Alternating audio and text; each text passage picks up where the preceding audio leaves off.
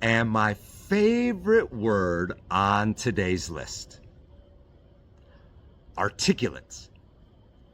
An articulate person expresses ideas clearly and effectively.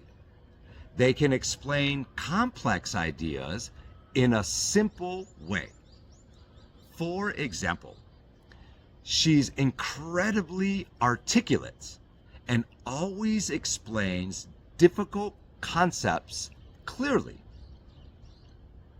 Notice something interesting.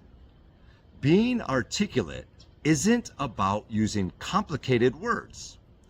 It's about making your ideas easy to understand. That's true intelligence.